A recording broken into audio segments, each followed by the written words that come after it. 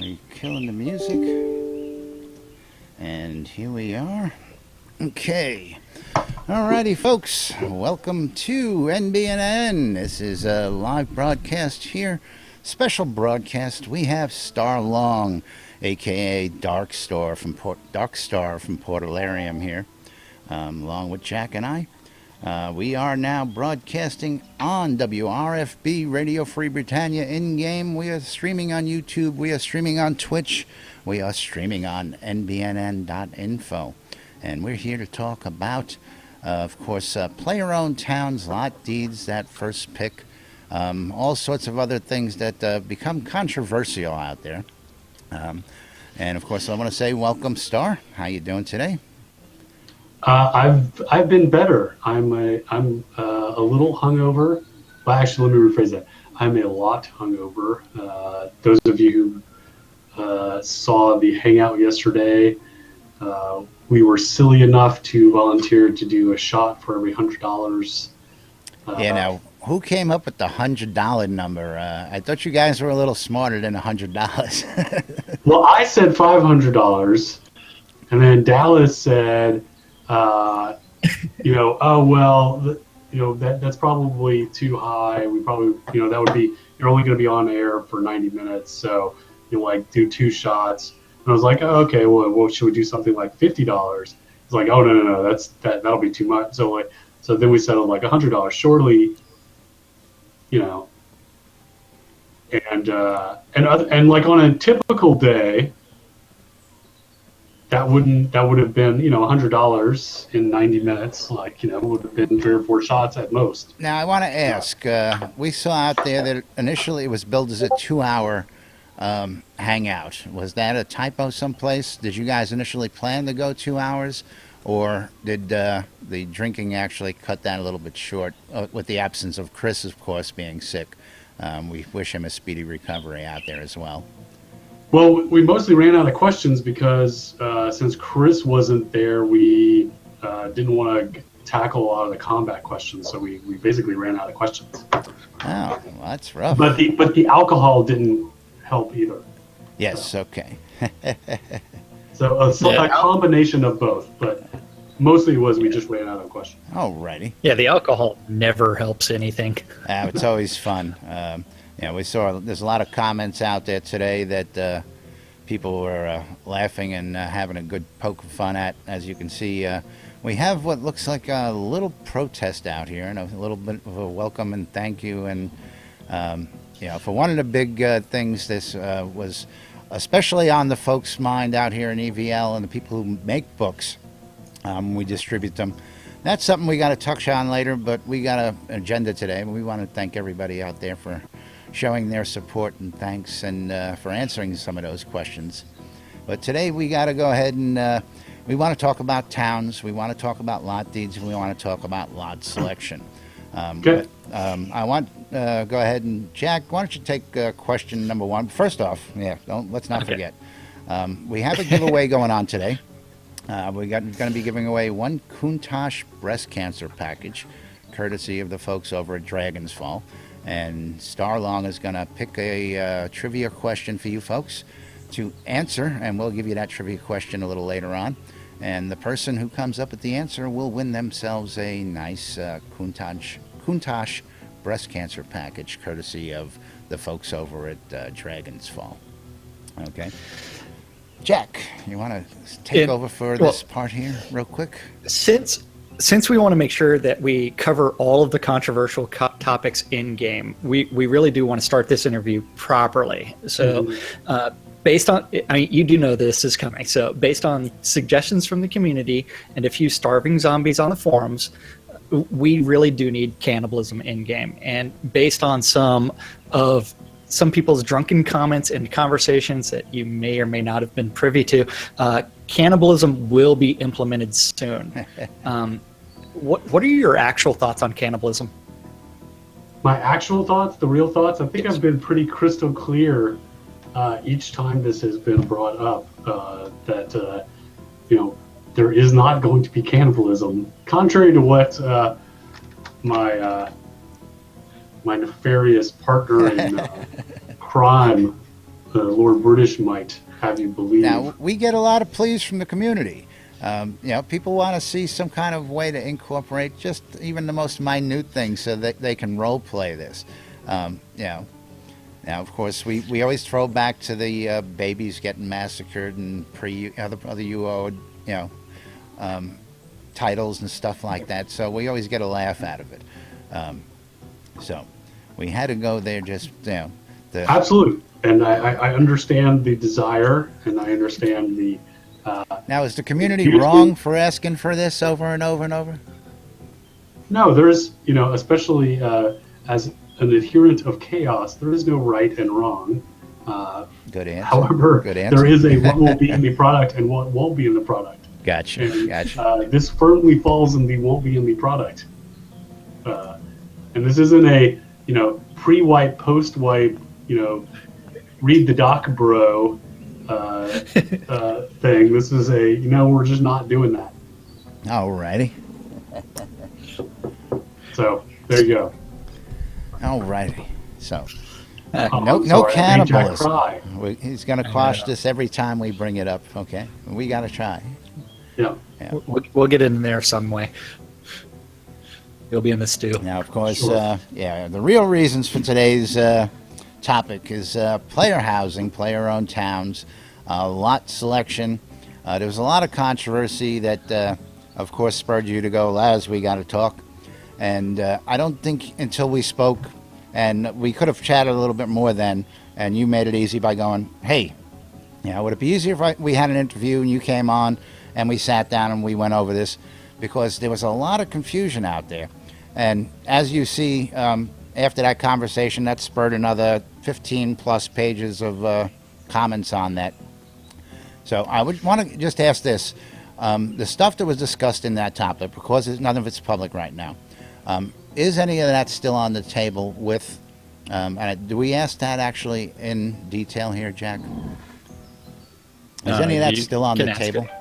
Yeah, we can talk. So just so you guys watching understand, so there was a Dev Plus conversation that I started that was a version of the recent post that was player housing, water lots, and player-owned towns. That post that went live in the general forums, there was an earlier version of that included a bit more in it, including some ideas about incentives for encouraging people to choose whether they were going to be placing in a player-owned town versus anywhere else. Also provide incentives for using a deed for the actual size of the lot versus using a larger deed to claim a smaller lot. Correct. So Yeah. that's what Laz is referring to. And part of that incentive discussion included a discussion about considering allowing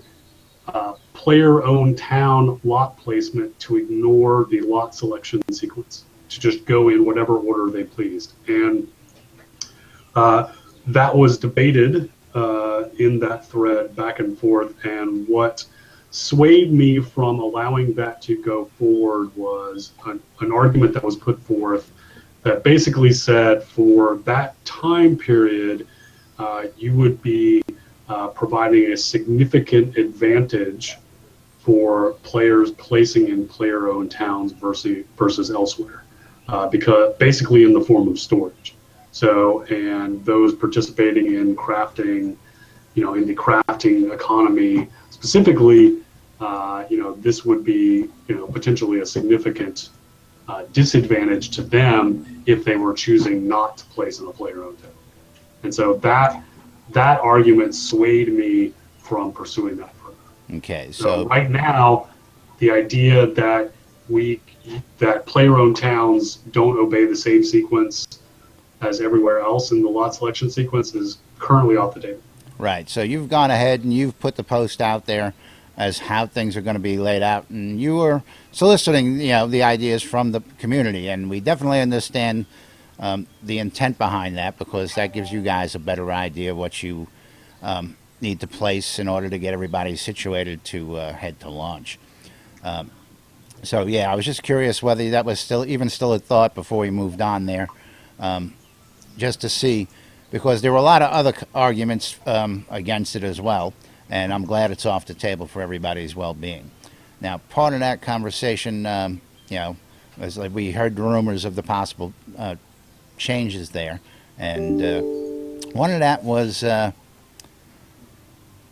about the lot deeds. Now, am I getting off track here, Jack, or are we going to just go right down the dots?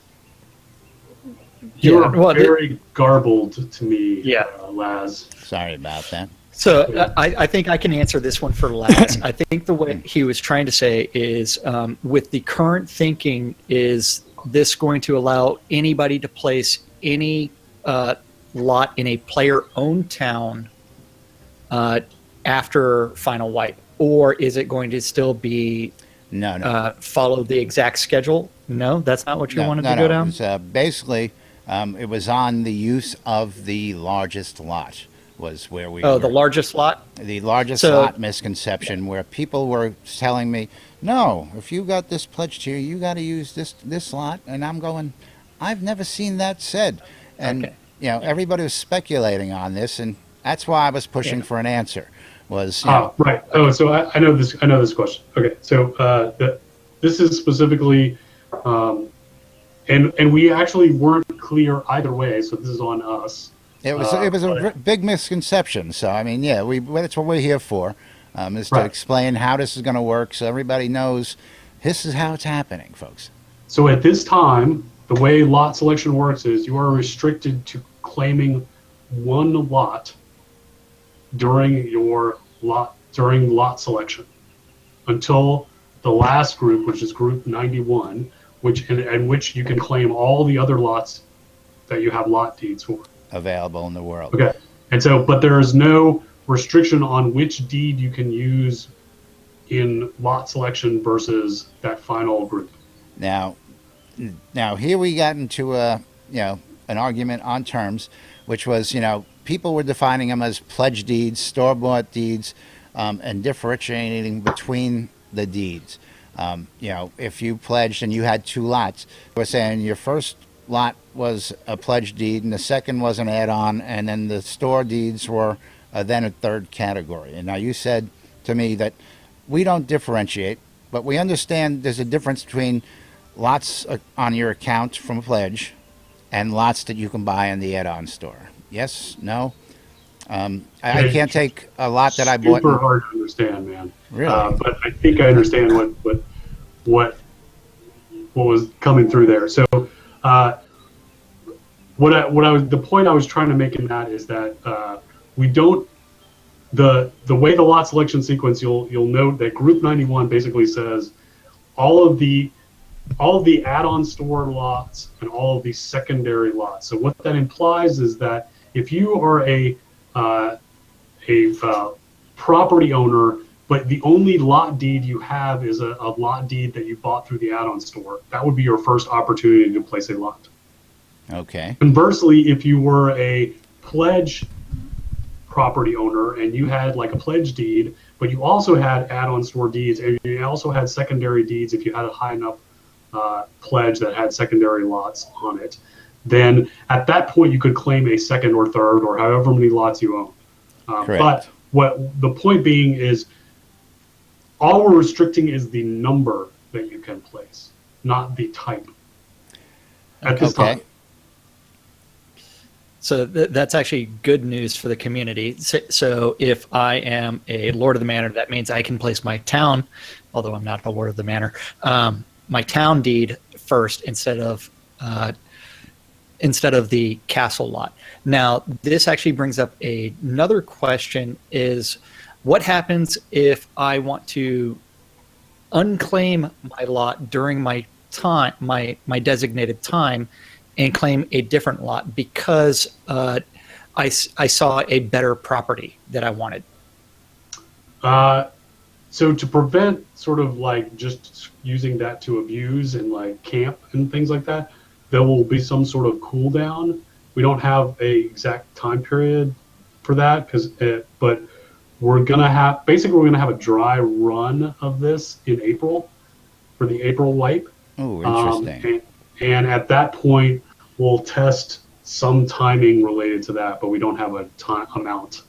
You know, it could be as short as, you know, 20 minutes. It could be as long as like 3 hours. We don't know. Okay. So it's not going to be impossible.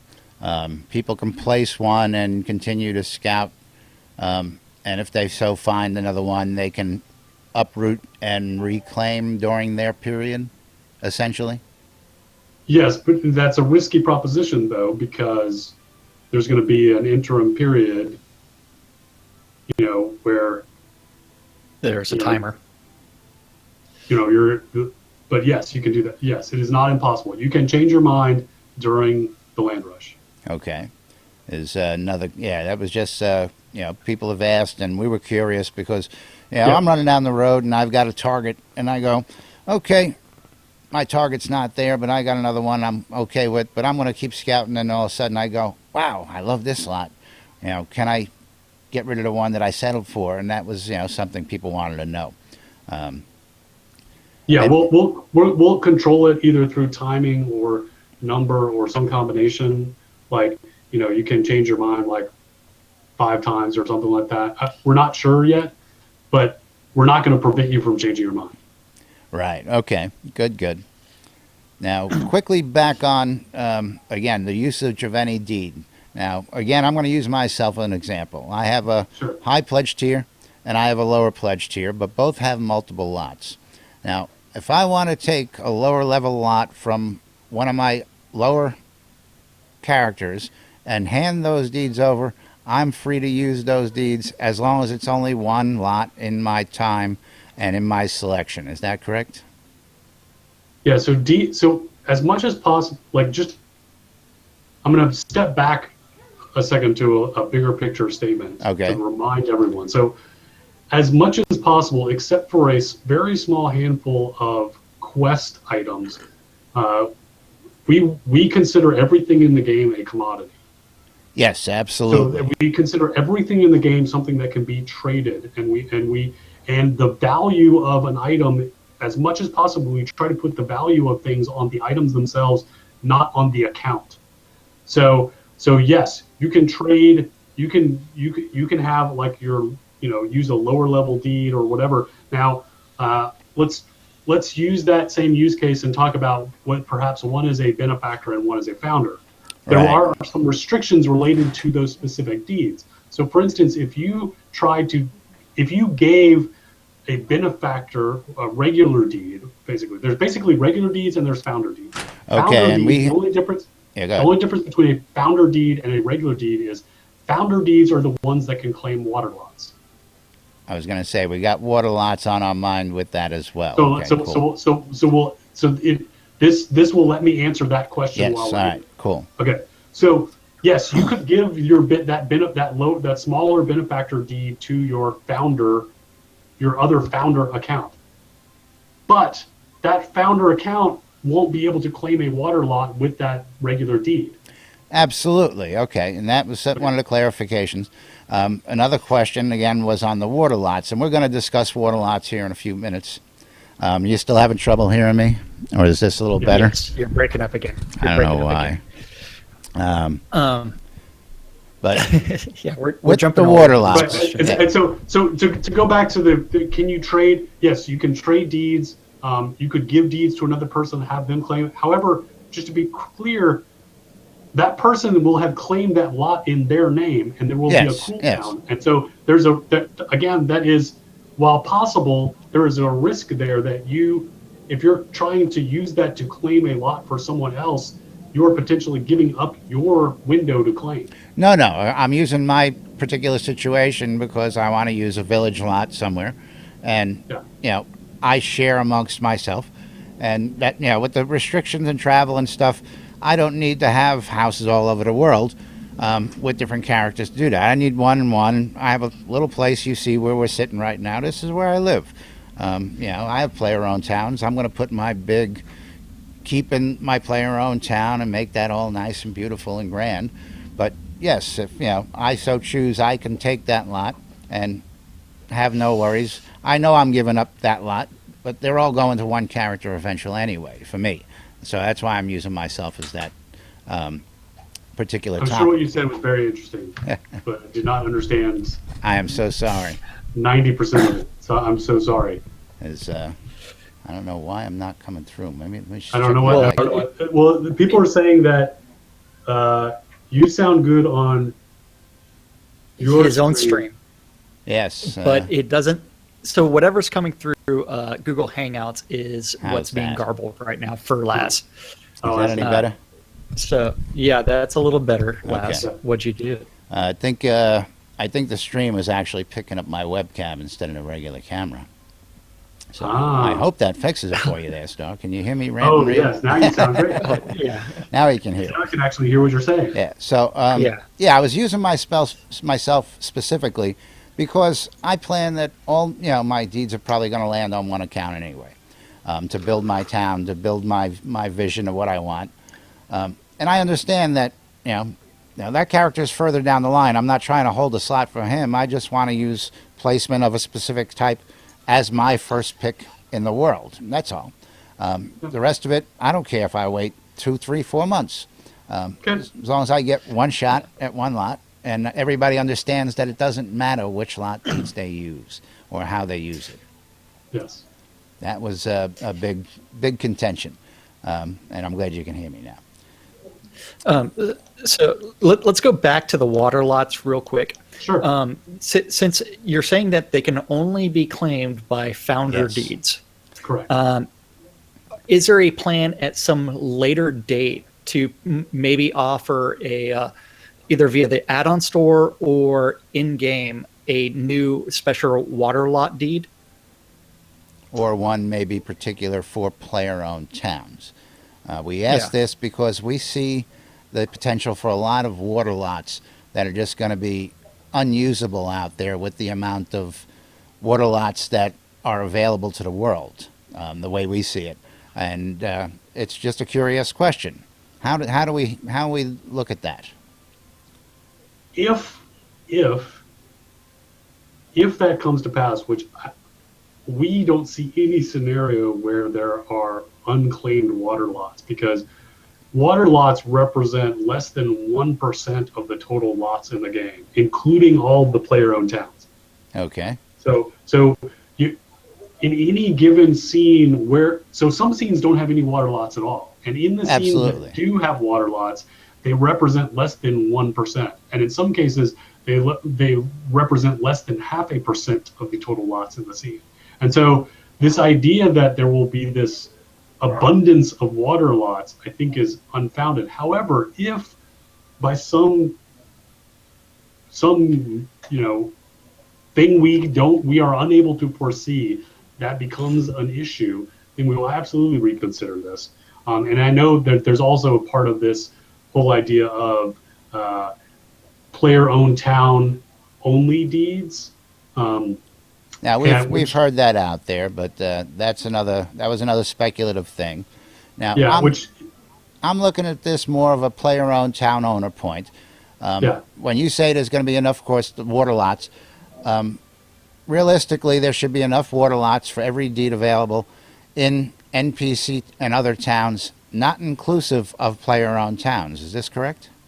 No, and we've been very clear from the See? beginning that there would never be enough water lots for every single person who had a deed eligible to claim one, that there would be water lots. We've been very clear that water lots would be the rarest form of lot, and if you can find one and claim one, absolutely, that would be great. But we've said all along that they would be super rare, and that's why we have limited them to only those pledges. Like, for instance, when we added row lots, there was one of the main reasons we didn't add water lots along with water versions of those lots was because the rarity, and it seems counterintuitive, but there's actually way more land than there is coastline, and so it's just a simple. It's problematic, and in order to make coastline, it has to be very, very spread out or very long. Right. You can't create dense urban environments with water lots, and so it's problematic creating enough.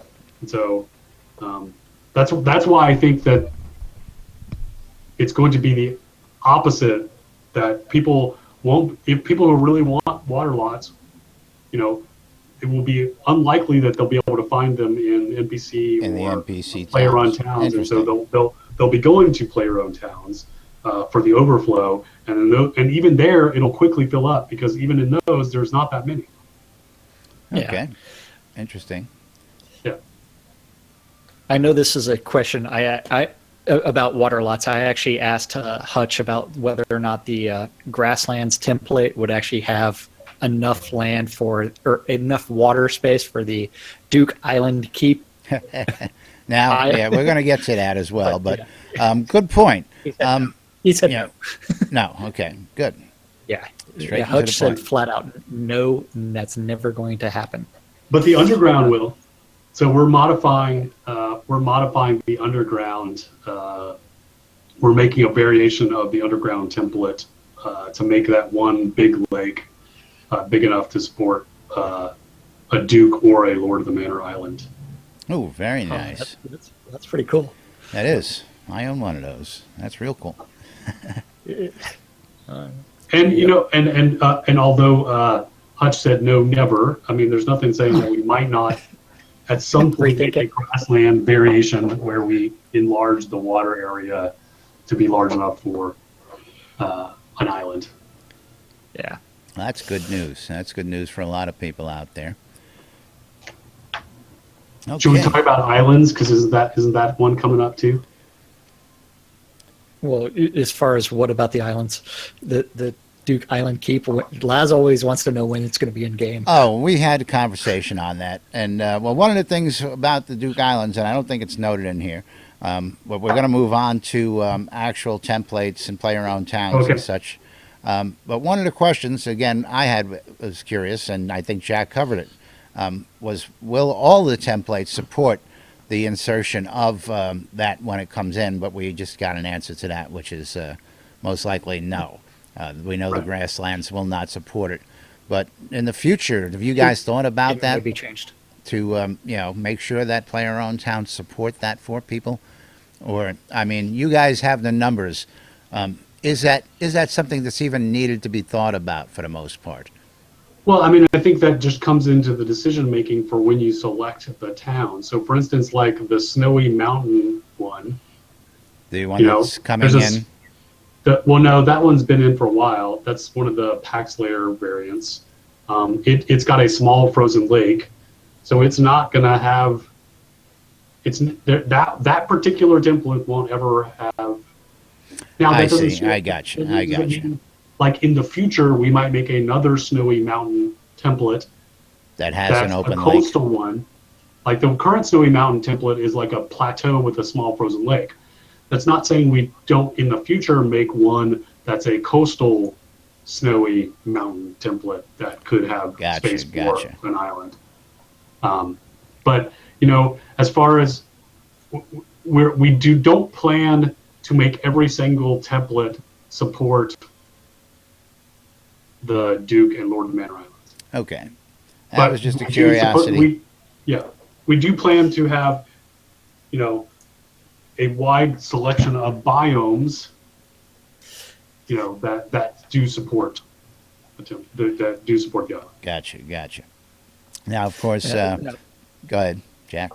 I was going to say, since we have just covered or caught a glimpse of this little topic, is the difference between a template and a biome. Yep. Now, could you clarify for that, because there seems to be a lot of miscommunication on to those two terms. Now, we've outlined that in the questions and stuff that we sent to you. So let me. And you've had a chance to look that over. Yeah. So if you would, let's just look that over and just say, what do we see here? Yes, please. Yeah. So let me just walk you guys through how we use those terms, and then feel free to ask me questions. Absolutely. Once I walk through. So biome for us refers to the type of foliage and the type of terrain. So, for instance, a forest biome refers to It's going to have deciduous, for the most part, it's going to be deciduous trees. It's going to be a dense use of those trees, i.e. the trees are going to be close together. And it is going to, in general, have some variation of elevation, but not too extreme. And it may or may not be coastal. But forest means lots of trees, basically. Right. Okay. Mountains means lots of elevation changes, but not necessarily snowy. But it is mountainous, so lots of rocks. Up and down, various levels, various platforms throughout. Right.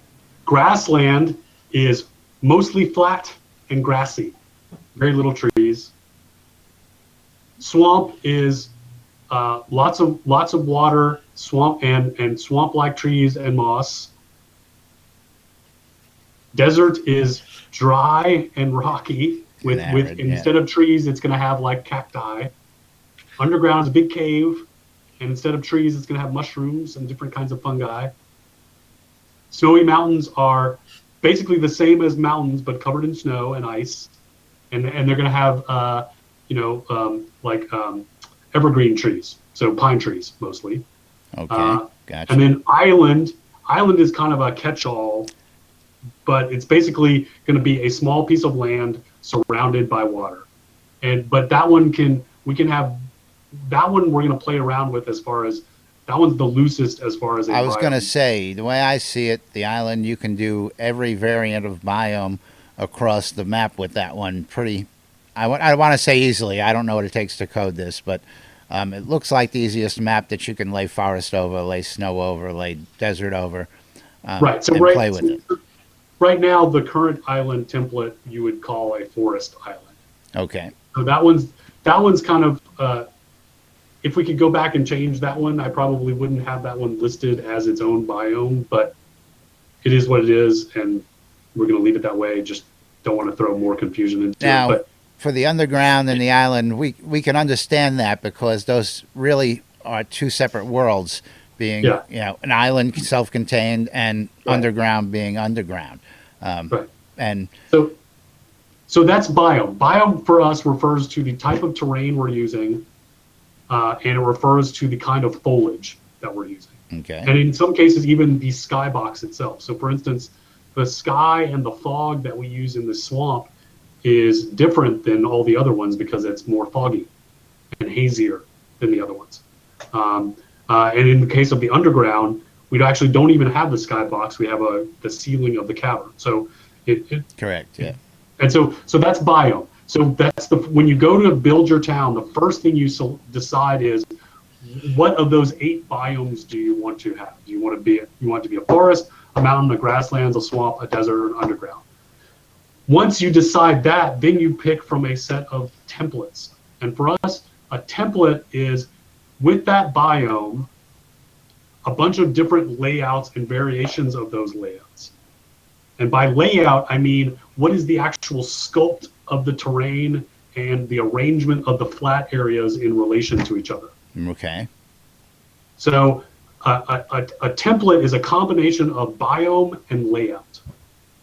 All right, interesting. And what that means is Pax layer is a layout that we then propagated across a bunch of different biomes to make a bunch of different templates, but they're all the same layout, i.e. the same terrain sculpt. Now, see, most people were saying that Pax layer was a template, and that's where I guess some of the confusion comes because you're, of course, using that as a base, and that's where people started getting a little confused because you go into layouts and terrain. Yes. Right. So technically it was because the very first template, Forest 01, it was Pax layer. Right. Yes. But then we created a bunch of other templates from that one using different biomes. And most recently, even finer detail in than that, where we took those, and then we did a very, very tiny change at the request of removing the cobblestones.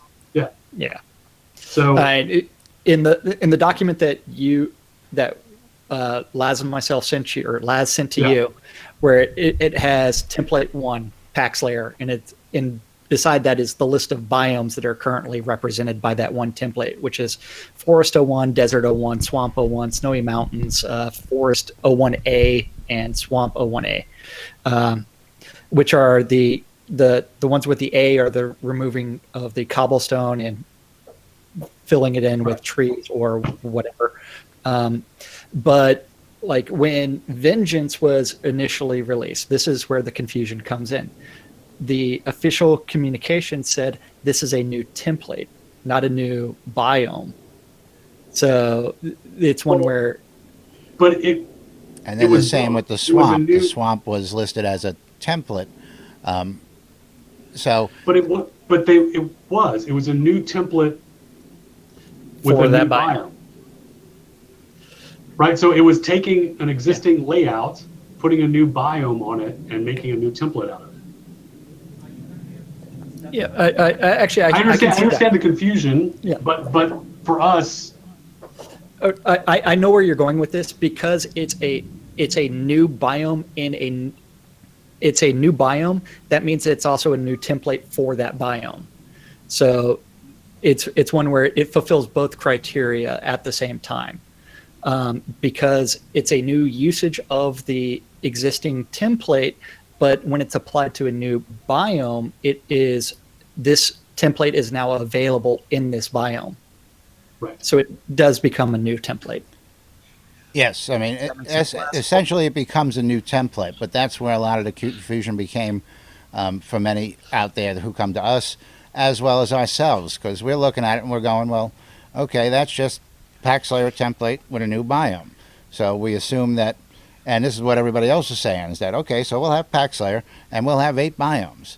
And then we'll have another template and we'll have 8 biomes. And we'll have another template and we'll have 8 biomes. And this is the perception that folks were under and were bringing to us. And we were pretty much under that there would be, X amount of templates and then there would be X amount of biomes applied to those templates. So when the words started commingling, people started getting confused, and this is what we're just trying to clarify for folks out there, as well as ourselves and Right. and everybody. Right, and so, and most of that wording was used before we actually launched the submission form. But as soon as we launched the submission form and started using the word biome and template, we were very, very consistent from that time going forward. It was only in that lead up where yes, there was certainly some inconsistency. But since that time, I feel like we've been pretty consistent about biome and template. And yes, originally we thought we were going to generate way more than we have. But just to clear up another thing, there was never a moment where there would have been 8 biome variations of Pack Slayer, because there's no way we would have done an underground version of the Pack Slayer layout. Underground and island withstanding, yes. So we could have Sure, mountainous, a grassland, a swamp, a snowy, a desert, yes. Okay. Yeah, and so at most it would have been 6, but just as a, while I'm being lawyered, I will lawyer back and say the most it would have ever been is 6. Okay. And so far, like with Pack Slayer, at least that layout, we've done, 5 different biome treatments of that. We're choosing not to do a mountain version of that because I think everyone would agree that they would like to see a different layout. Don't we have a new mountain template coming in? Isn't there Yes, supposed to be it's a being new one worked coming on. in now? Yeah, it's being worked on right now. We're hoping it'll go live in R28. Okay. And we see that one, of course, we'll all take a look at it. Because, again, everybody's dying to get these out. And, again, time is running short for everybody. So people want to be able to make these selections. Is it the end of the month now where people really got to start locking those forms to get in for final wipe? I mean, I know there's no schedule to lock it. They can wait all year. They can wait till next year. They don't ever have to lock it. I understand that. Okay. Yeah. So just to be clear, the only deadline is do you want your player-owned town live for release 32, which is final wipe and lot selection? Right. And if that is the case, it's the end of May. End of May. Okay. So not the end of this month. It's the end of May. My bad on that. Yeah. So Well, speaking of end of May, let me go verify that so I don't. I'm pretty sure that's what I said, but now I want to go make sure. For some keep reason, going. I thought it was March 30th. I don't think we ever said March, but I'm going to go look right now. well, we can look at the expirations, which is question 16. One of the expirations is on May 2nd, following the next wipe during release 20. We are then expiring all the remaining pledges and player-owned towns during the summer 2016 expiration event. Does that mean that no one will be able to purchase a player-owned town for episode 1 after that date? Correct. So there is going to be an expiration for player-owned towns on May 2nd. Yes. Now, is there a number cap by any chance? Just curious while we're asking that question. I mean, if you sell 500 more between now and then. There isn't a number cap because the only restriction is that they have to be nested.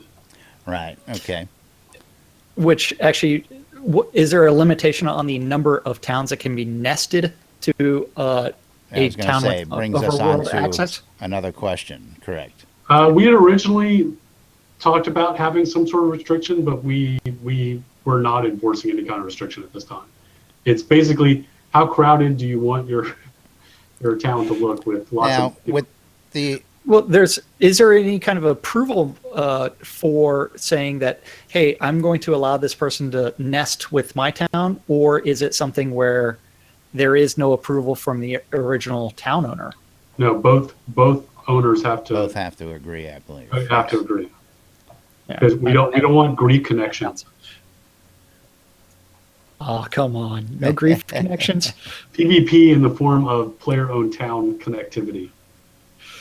Let's see. I'm trying to find the date where I said. Yeah, again, it probably was March. I'm sorry, Well, May. It's May 2nd is the expiration. For having your dynamic town in? For all the towns, and then No. I'm looking for where we said if you want your dynamic town in for release 32. For locking the form. When you need to lock your form. Yeah. That would have been in the forum. And let me see if I can. Yeah, I'm looking in the post. I don't know if I actually gave a date. Maybe that was in the Dev Plus originally, and that's when you decided that you weren't going to lock it. Maybe, and again, maybe that's why you were going to go to the end of the month and start locking forms when everybody screamed, no, don't lock our forms. Yeah, that may have been a relic of when we were so again, automatically locking them. So, so what I would say is, here it is. Release 30, May 26th. May 26th, so the end of May. Yeah, so any player-owned town, dynamic player-owned town with a lock submission form by release 30, May 26th, will be present in-game for release 32 on July 28th. Gotcha, okay. So you got quite a bit of time. Absolutely. Okay. And moving along. Next question is all you, lads. Where are we at? We're skipping all over. I know that. I'm trying to. You're highlighting and knocking them out as we go. I see that there. We covered that. Oh yeah, on the player-owned towns. Now there was conversation out there. It started, of course, with fishing, with being able to harvest your fish out there and having resources in town. Now there was a conversation out there. And this is an idea that came up, and has there any been further thought to that happening, where resources will be available in towns at all? And if so, with the possibility of stocking them with live creatures via capturing and taming, say if I went and caught a deer and tamed it and tamed a doe and released them in my player-owned town, and maybe they would create, a deer spawn that people could hunt so they can get hides and food. But has the topic of resources in player-owned towns been broached besides fishing since. Yeah, actually, and if you look at the final wipe and lot selection post, and you look at the post wipe schedule, there's a line item for that, and it's resources in towns, and it's not just for player-owned towns. It's the idea that any town that has player property in it would we're going to play with the idea of having resources in those, but the amount of those resources available would scale opposite the number of players living in that town. So the side effect of having a highly populated city is less resources would be available. Right. Now, and so as far as the idea of having players seed those things, those are cool idea. That's a cool idea, and maybe that would be a way to combat that natural, the fleeing of the wildlife that we were going to simulate. Maybe you can counteract that through, seeding the fishing ponds and releasing wild game into the outskirts of the area. Maybe that's an interesting idea. The biggest question was, was that actually something that was still planned, of having those resources? People are very curious. Yeah. And we just wanted clarification that, yes, this is something you guys are planning on implementing down the line. Not initially for release, but we will hopefully see this here in the near future. Yeah, not July, but definitely not July, but hopefully by the end of the year. Okay. Now that brings us to July and release, and what terminology, of course, people are using. Now, terminology is a big one out there for people. Where is this one here? Jack? So, July 28th is final wipe. A lot of people are saying that might as well be launch for all intents and purposes. But since it's going to, at what point in time do we drop the label early access from the game? And internally, is there some sort of target of either a target date, or we have to have this feature in the game before we drop the term early access? Or it is, I was going to say, or is final wipe July 28th going to continue to be early access for, say, 2 weeks, because that was one of the pledge rewards, 2 weeks to early access to skills?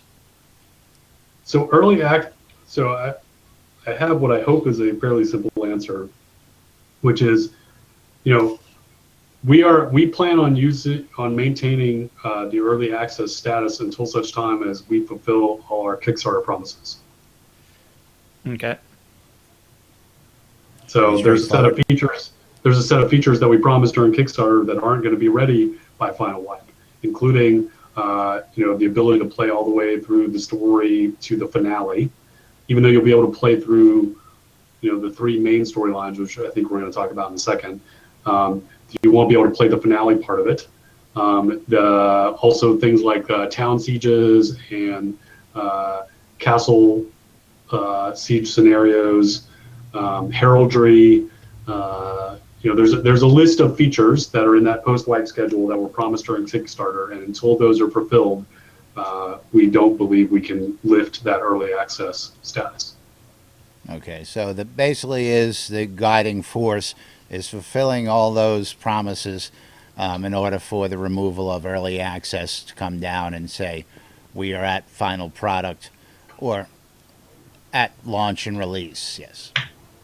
Yeah, and at that point, that's when we would lift the early access status, and that's also when we would spend money on marketing. Gotcha. Now, on the 2 weeks early access to people as a pledge reward, how do you all plan? Do you have a plan that you have ready that you can talk to us about? Or is that something that you can't give us any information about till we get to that point? Is this the 2 week early access to skills? Correct. I would say you've gotten 2 years early access to skills. Yes, you would say that, and many others would. But how is that being handled as a pledge reward? We're curious. That's a great question. Because part of the pledge reward is 2 weeks early access to these people before release. So, yes, I know we've been here 2 years, and there's the debate of live and final wipe, and, we understand that, and we dig it. And we definitely understand what you're doing, but the question's out there. People are asking us, so aren't we supposed to get this? And I'm like, well, yeah, I'm sure that somewhere in lot selection or somewhere there before we do this, we will get that. And what it was meant to be originally was when and if we add new skills to the game, early access would be provided in some shape or fashion. Oh, interesting. Isn't that answers that Not question? that you could start the game with everyone else has no skills and you have all these skills And for you 2 have weeks. 2 weeks worth of skills of everybody Well, else. everyone else has no skills. That Now, wouldn't of be. course, that argument, of course, people say, well, what about people coming 2 years later? They got to start from scratch and all that. And we've all had those arguments. That really is a moot point when you really think about it. Yeah. But cool. Now, also in here, we have the storylines. In Mhm. here, you had put in one of the, this is note 15, question 15. Please note the story is non-linear and non-exclusive. It goes on to say this. Now, is this saying that the players are going to be required to finish one of the storylines, 3 of the storylines, or none of the storylines to get to the finale to move on out of episode 1? What is this saying exactly here in question 15? So at this point in the broadcast, I will use the term spoiler. So Okay. you now have 5 seconds. 1, To turn off your 2, radios and broadcast, 3, mute it for a minute. 4, 5. Okay, now I'm starting the spoilers. What this means is, as with, think about Ultima 4, right, where there were basically 8 quest lines for each virtue that you could pursue in any order. You could start and stop any of them in any order, but you had to finish all 8 of them to finish the game. Right. Same thing, Truth, Love, and Courage. You can do them in any order. You can start and stop them in any sequence that you want. But in order to finish the game, you have to have finished all 3. Now, finish the game. In order to Finish move the on to the story. next, in order to move on to the next episode, say episode 2 comes out and nobody's finished a quest. Do they move on into episode 2? Is there going to be a restriction there, or is this just a finish the game, report your efforts to Lord British? You've completed all the quest and storylines. Well, this is where we're kind of forging new ground, where we have a sandbox Absolutely. mashed up with a story-driven game. So we're sort of,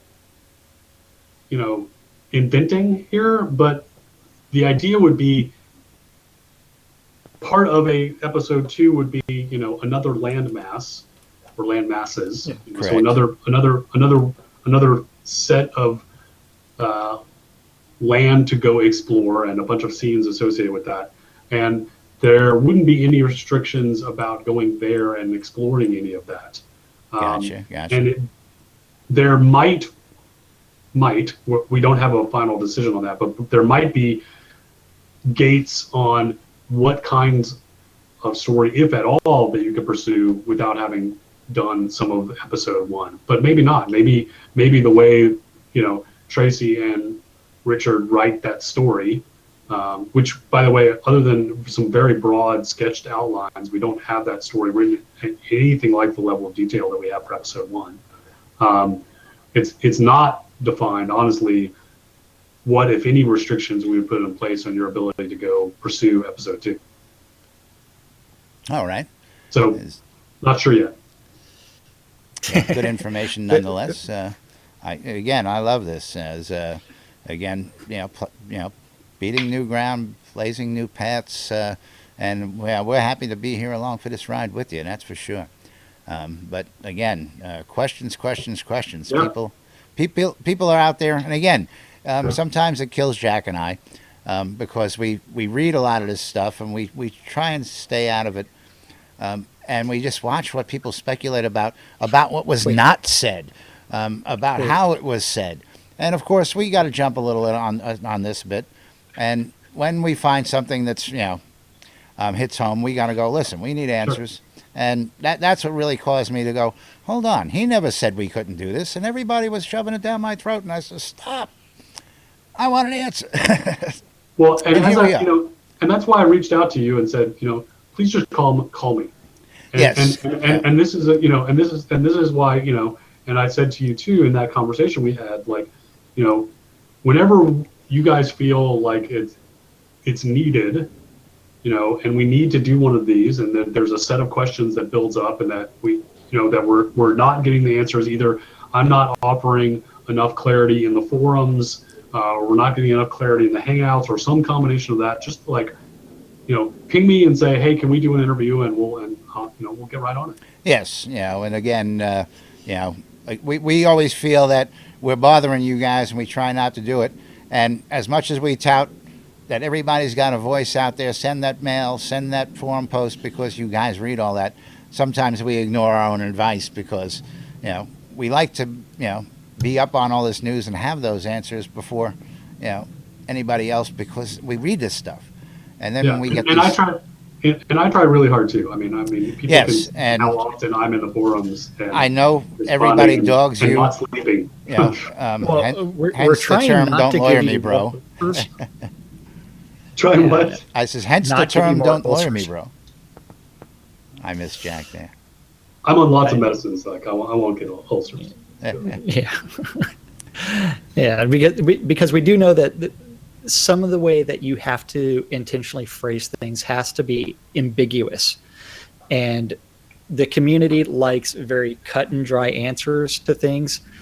But since we are in development, things do change. And this is where the don't lawyer me bro does come in. Sometimes you do have to change direction. Read the Look at the docs, bro. deck system. The deck system is one of those, hey, we changed to a skill-based use system. We have changed fundamentally what's going on with combat, and it's like early adopters may have been like, no, you can't do this. And it's like, yeah, it happens. Yes. Now, of course, earlier in the broadcast, we mentioned that we're going to have a trivia question out there for everybody. So let's get that trivia question out to the good folks, so that they can start shooting out answers to us, and we can then cover a few final questions here and start wrapping this up here for today, because we've got most of the questions. We got a few more here, and Yes. So the trivia question is believe it or not, I do not have a college degree in video games. I am too old for that. There was no such thing when I went to college. So what do I have a college degree in? and we'll take the first person who PMs myself with that answer will win a nice shiny Countach breast cancer package with the wax cylinders, the what does it come That with? is compliments of Dragon's Fall. Correct. So please message that to Lazarus Long. And we will And while we're doing that, we can talk about some of the other things that are on our list. Let's see, where are we and where can we go down this rabbit hole? Let me go ahead Now, and pull this up. I know you saw this on our list of questions. Number but Laz really, no, number 11. Oh, number 11. Really, okay. really has a problem with a persistent settings toggle. And we have a winner. We'll announce And- that winner in a minute. Go ahead. So the radio, on the in-game radio, every time that Laz goes to reopen it up or every time he comes back, it always has a little bit of static at the front. And in the settings, there is a persistent toggle. Should Laz fill that out as a bug report, or is that a known issue? When in doubt, bug. When in doubt, So bug. so yeah, as a general statement to everyone listening, like never, ever assume we know anything. Like, in fact, always assume the opposite. Assume we know nothing. So yeah, I was gonna say we assume you guys know not a damn thing. Right. Everything you guys find out, you find out directly. And the community is so great at getting every little thing out back to you guys. I mean, I read these forums day in and day out. I actually have them emailed to me because I just can't keep up in there. Sure. I just read all the headlines and go, okay, this is what's going on today. They do a damn good job. So when in doubt, go ahead and do that, because it's not just that one toggle. And I know other people have it, so I just assume that it's either intentional or, it's a known issue because it happens over and over. So Yeah, I mean, the process we go through is, periodically our QA guys will comb through the forums. Sometimes when they're short-staffed, I'll help them too. And we'll look for things. If we will filter it, we'll look for it. We'll see if it's a bug. Then we'll verify. We'll try to reproduce it ourselves internally, and then we'll enter it into our bug tracking system, which is Jira, and then we'll fix it. alrighty. And so I see a bunch of people screaming in the game about the stairs. The row houses and the stairs. Yeah, so I posted in the forums. We know that pretty much every house is broken in some way, shape, or form. Our deepest apologies. We broke a bunch of prefabs with the last couple of builds. It was an unintentional side effect of some fixes we made for all of the audio being not linked, believe it or not. Which ended that up was breaking. fun for a day or two. Yeah. So we have a build that's going right now. We think it will be fixed. We're working on a build that should go out tonight. So that should fix. I know that's everything from stairs to ladders to doors to, like, some houses you can't even walk inside. So we're working on it. Good. Excellent. Let's see. Where do we want to go now down this rabbit hole? Well, we're almost done, actually. We've got most of that out there. We've got a couple more. 14 we can is talk a burning about. question on everybody's mind, and I'm sure he's going to enjoy this one. Number 14 was, with the removal of slash zone and changes to travel, an astute traveler might rely on the lunar rifts. We noted there's supposed to be 4 primary lunar rifts on the map. What are the planned locations of these 4 lunar rifts, and when can we expect them to start cycling through each other? And will they cycle back to Owl's Head? Many people think they are broken because of this. I think there's supposed to be 8 in total final. I thought I heard that as a part of the question. Jack says there are 4 and the other 4 are broken. What's the story with moon gates? Are they broken? I say they're functional. They're not moon gates. I'm sorry. Lunar rifts. Lunar rifts. My terminology. I know. Yes, Electronic Arts, they are lunar rifts. Yes. They're not moon gates. If you're listening, Electronic Arts, they are lunar rifts. I say they're functioning as intended right now. Other people say they stopped using them because they're broken and they don't do what they're supposed to do. And I'm going, no, they're working. What's the definitive answer on the lunar rifts? All right. Here is the definitive answer. So for episode 1, there will be 4 lunar rifts. There is one for episode 1. There's one in Owl's Head, Solace Bridge, Blood River, High Vale, and that's it. Right. 4. Each episode through episode 5 will add a single lunar rift in each of those land masses. For a to grand bring total the grand of total 8. by the time we get to episode 5 to 8. Okay, so The both way the correct. lunar rifts will work always is they will always automatically cycle through locations. In some cases, that means that they actually cycle to themselves. Okay. So you may actually be in Owl's Head while the lunar rift is pointing based on the position of the celestial bodies. It may be pointing to itself in Now, Owl's Head. As it In that sits, case, I don't know if you guys are aware of this. As it sits, the Owl's Head rift only ever goes to Solace Bridge, and this is what the question is. It never seems to that's cycle. broken. That never seems to cycle back. It's always been going to Solace Bridge for the last 3 or 4 episodes, and everybody's going, they're broke, and I'm going, no. They told us that we're only going to go from Owl's No, Head that out. one's broken. They're Okay. all supposed to cycle. So, okay, there we Broken. go. Moon gates are broken, Okay. folks. We've got a bug.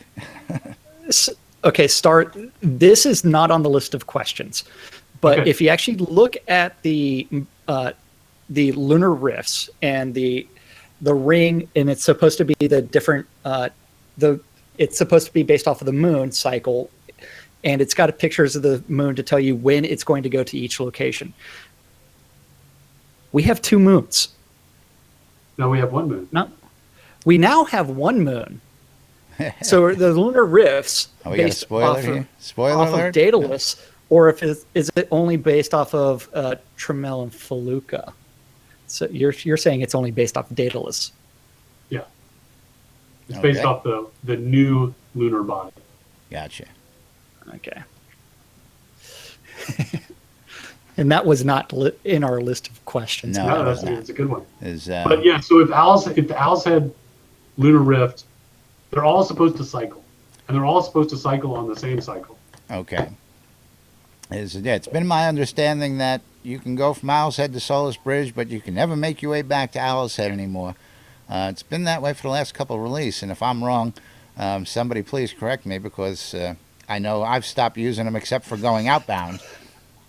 If I want to jump over to Adoris area, sure, I jump through the rift. I know it goes there, but I've stopped using it for any other form of travel, and so have many others. And I thought this was intentional. The rifts would cycle amongst each other, the High Vale, the Solis Bridge, and Blood River.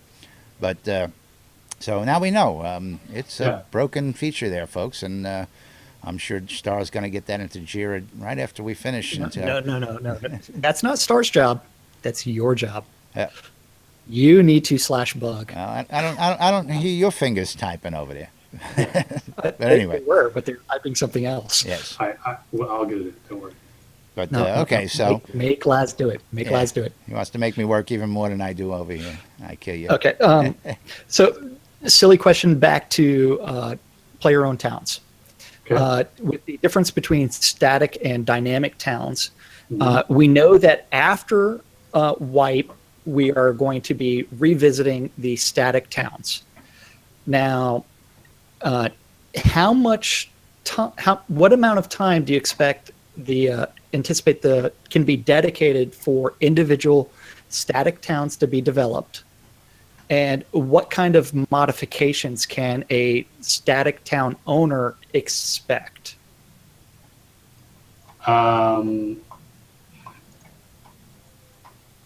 Sorry, I was multitasking. I was getting that lunar rifts thing in there.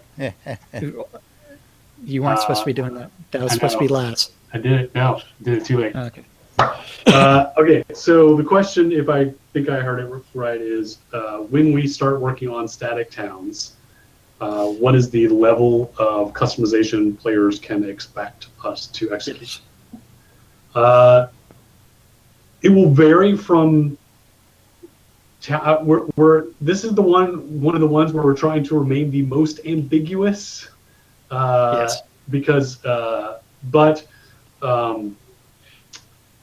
it could be things as like, I want a different. For instance, one that recently that we did for everybody, but it would be in the category of a request that we would honor as part of a custom static, would be like removing or adding cobblestones to define a central area, or making a cobblestone road that connects one entrance to another, or changing the entrance location, or changing the size or orientation of the docks for a coastal template, or swapping out, doing a wholesale swap of the tree types. I like the grassland, but I wanted the grassland with pine trees, or I wanted Absolutely. the grassland, but it's like a snowy plain or something like that. So those are the kinds of things that we would. Another example would be like another reason why you might be driven towards a custom static versus a dynamic is specifically things that you can't yet do with dynamic. Like the example I gave, I think recently, was right now, because everything has to go on flat terrain. Yeah. Like specifically, where a custom static might be more beneficial is if there's some specific feature that you want for your town that would require the ability to do something on non-flat terrain. Like if you wanted the wall of your town to go up and down hills, for instance. That would be something that we would probably do for a static town. Gotcha. Now, I believe you've answered this before, just previously, but just to touch on it real quick. Somebody wanted Owl's Head or Kingsport. Can that be done? I know you guys mentioned it somewhere where, if they wanted with the exact lots, it would be one thing. But if they wanted, and you guys touched on it briefly, but you really didn't go into a whole lot of depth. I mean, is it a possibility, or is it pushing the limits because it's got to be redone too much? It would involve a significant amount of rework for the two reasons. One is Owl's Head is not a template at all. Everything was manually placed. well, what we're trying to stay firm with, which I know is controversial, but it allows us to upgrade town sizes, is make all of the templates Metro size. eventually, make large enough so that someone, if they want to upgrade the size of their town, they can without us having to swap them to a new template. And so, while I think Owl's Head would fit a metro, it would involve, we'd have to delete a bunch of the NPC buildings to make that work. Gotcha. And so we would consider it for a custom static, but it would have to meet a bunch of criteria, including it would have to be something that would work for a metro sized. Gotcha. So okay. It's not totally off the table, but it's unlikely. Something you prefer not to have to tackle if you didn't have to. Correct. Absolutely. Alrighty. Is now to our trivia question.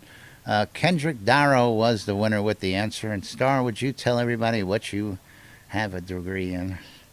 I have a degree in theater. Yes, it is. And congratulations to Kendrick Darrow for knowing that answer out there. We had a couple interesting answers, but his was actually the second one that came in. So congratulations to him out there. Yes, it was not red beans and rice, which I think is what. No, yeah, it was one of them. Yes. Even though I love red beans and rice, it makes everything nice. Yeah, so let's sticking on the topic of towns. A community crafting center. Is it possible to make crafting tables as placeable as town decor? So I can have a non-player owned or non-player area and just place a crafting table out in the middle of nowhere. Yeah, so basically to have a public crafting area like you find in places like Owl's Head and Arteris. Correct. It would be a town decoration instead of a town owner having to acquire and use a lot deed. There's been a lot of people who say, hey, I got a small place. If I got to use one of my lots to make a crafting area for my town, I don't foresee that for many people who have towns. But I do like the idea as an owner, and as many other people do, having as much decor or anything to be placed as decoration, we're going to love you all for. But that was one that specifically keeps coming up from people. We'd love to be able to place these, and make a crafting center by using it as a decor item instead of having to use up a lot, was what the main gist of that was. I won't give a flat no, but I won't give a yes either. I will give it a fair enough. We will consider it. And that's all the folks out there can ask for. We just asked the questions. This is for another for your consideration. Will you please consider doing another look at permissions for lots and for player-owned towns? I know this has been discussed before. And this is a doozy with the vendor. Yeah. I'll let you finish that up since you want to. No. Go ahead. We're going to fight over it. Okay, so one of the things is that with existing permissions, there's no way to really lock anything down, and I can go. We played around with this yesterday, to where I am just a kindred on Laz's lot. And I can walk over here. I need to see which vendor has less items Yeah, on it Dante because I am going to probably take it does. this. Yeah. Okay, so I'm going to steal Dante. And Dante is completely gone, and I have the lowest level of permissions that allows me to redecorate. Is there a way? I should go ahead and trade Dante back. Um, is there a? Will there be another pass over town permissions for player lots as well as for town owners that would allow you to lock things down or something Or make it else? so people can use the vendors without being able to scarf your vendor up, put it in his pocket, and walking away, basically, is what. Yeah, so there's kind of a bucket of tasks related to permissions that also hopefully will unlock the ability to do like room rental. And when we get to that bucket post wipe, but prior to the end of the year, hopefully that's when this would happen. But yes, we understand that we need more granularity and finer controls and permissions in general, not just for town owners, but for property and vendors and stuff in general. Okay. Yeah. So we know that it's, you know, it is at a minimal. It's at a minimal level of functionality. It needs some love. Yeah. All right. I can't remember what Dante is actually called in my inventory. I'll look for it. Yeah, after the show. we'll fix that in a little bit. No big deal. Okay. But yeah, that was something that came to us from one of the players out there. Is, you know, what's going to stop people from ganking my vendor? Now, of course, you know, the idea was that all those items would go, but technically, all those items should have went to my bank. Well, they did. They went Okay. to your bank. So I just jacked your vendor. yeah, but you jacked the tax-free vendor that just you know, was on somebody's $500 pledge like that, and people are going to be unhappy. So don't be giving people access if you don't trust them right now. Is basically what we can tell you. It's a good thing we still have another wipe coming. Yes, 2 more, right? 2 more. Yes. 2 more. Final wipe coming in July. All right. Do we have Okay. anything else out here for Starr today? Have we covered just about everything else we wanted? Of course, I there's the think one. we got the major stuff done. The one was, of But- course, what will happen after wipe. I want to change my template of biome, but I think we have the answer for that. People are going to have to pay for a support ticket in order to do that. And how is that going to be handled? If I want to upgrade later on from, say, a holdfast to a town or to a crossroads, are we going to have to go through support, or eventually is there going to be a way where we just buy it online and it's going to open up the M square by making the purchase? Do we have a definitive answer on that by any chance? Yeah. So if the upgrade one is easy, so if you just want to upgrade from a holdfast, like as soon as you pay for the upgrade, that all happens behind the scenes. Your form is unlocked. You can make changes at that point. But if all you wanted was More the space. upgrade the size, that'll go live automatically. No need to. Basically, it's already in place. Yeah, Basically, and you already don't in have, the and game. you don't have to buy a support ticket, and you don't have to send anything into support. Okay, Uh, that was a like- big question for people out there. Yeah, and so when you upgrade, that cost of that upgrade covers what would have normally been a fee to unlock and make changes. Right. Like when right. you upgrade, that lets you do things like if you want to switch biomes, et cetera, et cetera. So at that point, in the case of an upgrade, your form is now unlocked. You can make whatever changes you want, and then you lock the form, and then that just gets rolled up for us for the next, in the next update or two, we'll get to those change requests, and then we'll execute those. You don't even need to invoke support. Gotcha. The only time you'll need to invoke support is in the case of where you don't want to upgrade your town, but you do want to make changes. And the way that will work is you'll need to purchase a service voucher, submit a ticket to support, say, hey, please unlock my form. Well, then you'll unlock your form. You'll make whatever changes you'll want. You'll submit those. 90% of the time, you'll lock your form, and we'll be done. Sweet. Depending on the scope of the changes you request, an example might be like, say you want to add like 10 connections to your town, which will require us to then go open 10 other or contact 10 other town owners, get them to all sign off on that, go modify all their connections. We might, in that case, we might require another service voucher for that Gotcha, change because of the gotcha. scope of that change and the number of people we have to coordinate and contact. But Yeah. most of the time, one service voucher will account for most changes like switching a biome and things like that. Gotcha. Now, things go like ahead. switching a biome, especially if it involves switching a layout, may mean that everyone has to change, everyone's stuff goes to the bank and they have to re-put everything down. Right.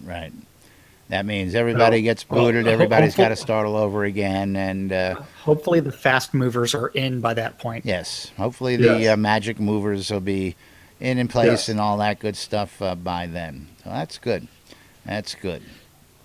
So I think we've got just about all those questions answered out there. All right.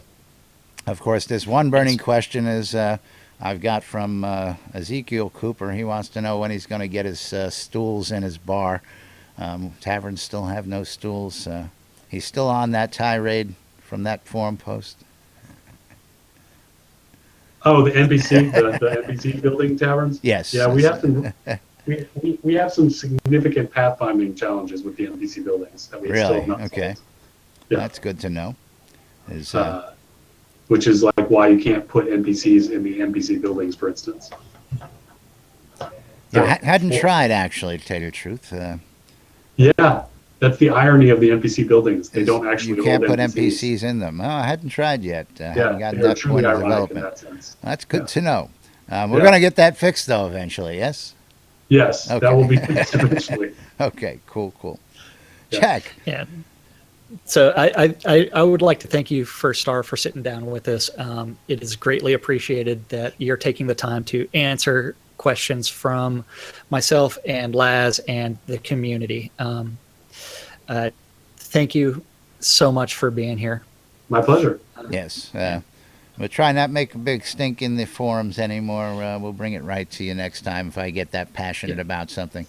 I think, No more all caps posts. hey, I got to be me. That's why I don't post in the Yeah. forums because people don't understand how I type. So I Yeah. get accused of screaming, yelling, ranting, and raving. But I had something to say that time, and I had to say it because people were all over the place, and we needed to get some clarification here.